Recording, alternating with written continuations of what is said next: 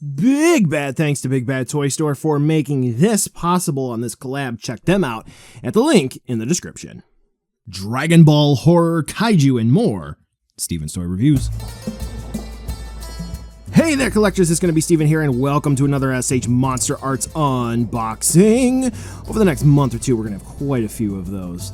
Looks like we're going to be evolving into something a bit more interesting. But that's going to be a story for a different day, because today we're delving into one of my favorite franchises of all times when it comes to video games, Monster Hunter again. And we are going to be taking a look at the SH MonsterArts Zinogre 20th Anniversary Edition. So again, BBTS was able to hook me up with a nice look at this for you all. So big ups for the collab. This is really cool to have this opportunity. Now, when we're taking a look at the figure, do keep in mind that this is going to basically be a repaint of the original release of Zinogre with some new bells and whistles.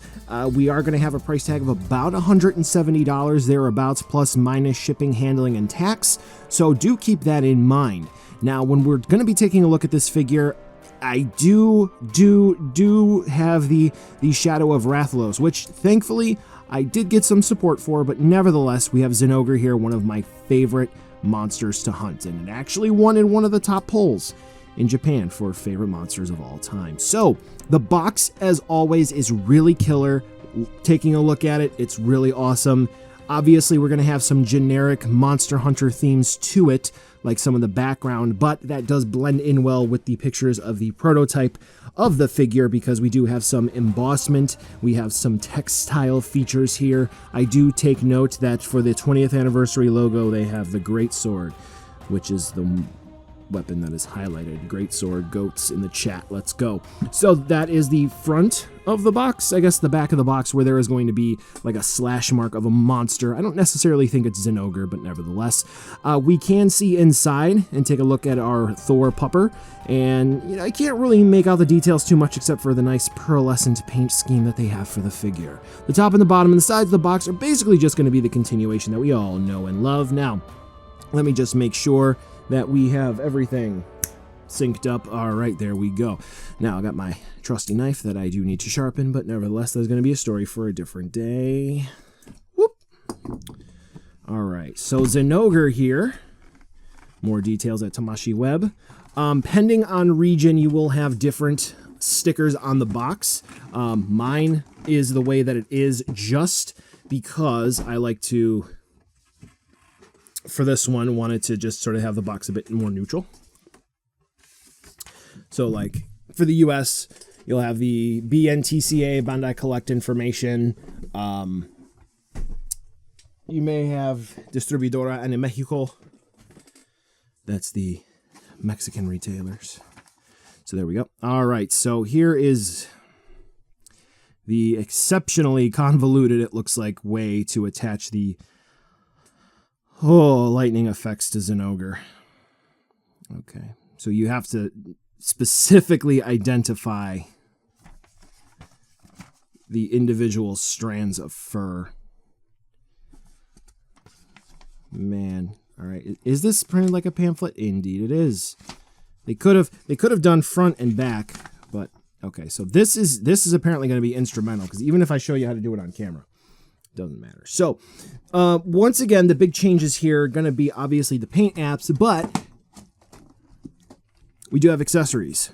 So the 20th anniversary Monster Hunter figures, Rathalos did come with one too. We do have a 20th anniversary display stand. It's just going to be a display base. They give us a base, no support arm. Cool. Here are the lightning effects that we get. They're blue, greenish, teal, I suppose. And then we do have the different claw options available for Zinogre up at the top here. So I'm interested to see how easy and or difficult the lightning effects will be for Zinogre, which they, truth be told, should have come with Zinogre to begin with, because yes, he really only uses the lightning when he is charging up, but regardless, I mean, regardless, you know, he that's his element, you know. All right, so the reason for that initial reaction is kind of looking at this. I thought maybe this would have some give. This is very hard plastic, so I would really encourage you to, well, okay, so this piece has a little bit of give, but it is harder plastic than I thought it would be. So do keep that in mind, that you're not going to accidentally break anything. So these two little thunder pieces will go off to the side. And then we have Zinogre here. Now, this Zinogre does not have the rock base that the original release came with. Not sure why they decided to get rid of that, but, you know, nevertheless, I'm looking at it right now. I'm really liking the pearlescent blue paint apps that they gave here. It definitely gives that vibe of Zinogre charging up, which is cool. So it's basically only been tradition for the Godzilla-related ones that we have to pause and then guess down below. But go ahead, do it, pause, guess if anything's going to fall off. Let's get back to it. So we have a ton of protective plastic here for Zinogre. We have a piece covering up the top. And then we can just kind of pull Zinogre out because we have a piece there at the bottom as well. And then we have this little piece of plastic separating the legs. And here he is. And let's look at him together. Ooh. Look at the eyes, they're pretty solid. What I didn't really care for on the original release would be the fangs. They're kind of rounded. It's about the same here.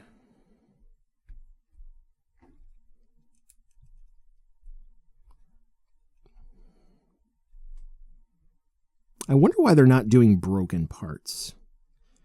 Kyoto and Union Creative when they were doing Rebel Techs.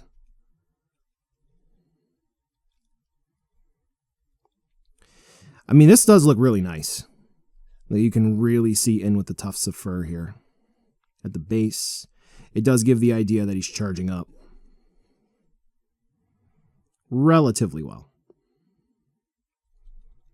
Is the paint as clean as it can be? I'll leave that up to you for what you're seeing right now.